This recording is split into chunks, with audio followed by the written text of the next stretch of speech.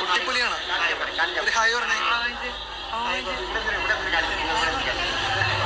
ഒരു ഹായ് പറഞ്ഞേ. ഇതൊക്കെ തേച്ചാണല്ലോ, ചായ ഒക്കെ തേച്ച്. കൊച്ചുകുട്ടിയിൽ വരെ വലിയ ആവേശമാണ് കേട്ടോ.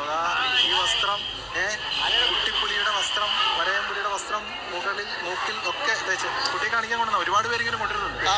കാണിക്കാൻ കൊണ്ടുവന്നാ ഞങ്ങള് 2 വർഷമായിട്ട് കൊണ്ടുവരുന്നുണ്ട്.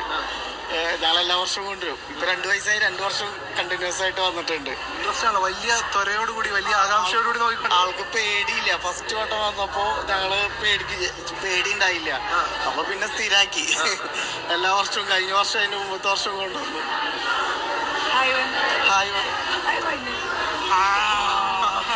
പുലിയുടെ ഇതാണ് ആ കുഞ്ഞ് കാണിച്ചത്.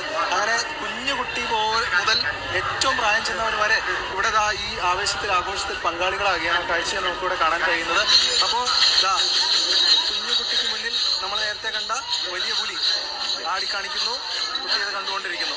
ഇത്തരത്തിലുള്ള സുന്ദരമായിട്ടുള്ള ഒട്ടനവധി കാഴ്ചകളാണ് ഇവിടെ നമുക്ക് കാണാൻ കഴിയുന്നത്. ശരിയാണ് രാഗിൻ. ഇപ്പോൾ അവിടെ പുലികളി കാണാൻ എത്തുമ്പോൾ കുഞ്ഞിന്റെ ഇന്ന് ഹായ് അല്ലല്ലോ നമുക്ക് കേൾക്കണേ. ശരിക്കും അവൾ എന്താണോ അവിടെ നടക്കുന്നത് അതിനോടൊത്തന്നെ ഒരു അലർച്ചയൊക്കെ നമുക്ക് തന്നിട്ടുണ്ട്.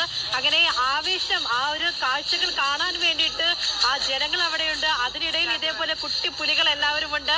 ആ കുഞ്ഞിനെ വലിയ പുലി ഇങ്ങനെ കാഴ്ചകൾ കാണിക്കുകയാണ്. അങ്ങനെ ഓരോരുത്തരും അതിനിടയിൽ ആവേശത്തിൽ ഇങ്ങനെ നിൽക്കുകയാണ്.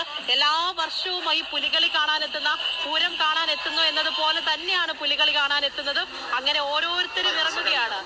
എന്തായാലും ആ ഒരു നാണവും പേടിയൊക്കെ മൈക്കിന്റെ മുന്നിൽ നിന്ന് അവൾ മാറ്റട്ടെ. കുറച്ചുകൂടെ സമയം പിടിക്കും രാഗൻ. എനിക്ക് അരുണിലേക്കൊന്ന് പോകേണ്ടതുണ്ട്. അവൻ കുറച്ച് നേരമായിട്ട് വിയൂർ ദേശത്തിനൊപ്പം കറങ്ങി ഏറ്റവും വലിയൊരു ആവേശത്തിന്റെ അങ്ങേ അറ്റം ഇങ്ങനെ നിൽക്കുകയാണ്. അരുൺ എന്തായാലും ഇപ്പോൾ ഗ്രൗണ്ടിലേക്ക് ഇറങ്ങിയിട്ടുണ്ട്.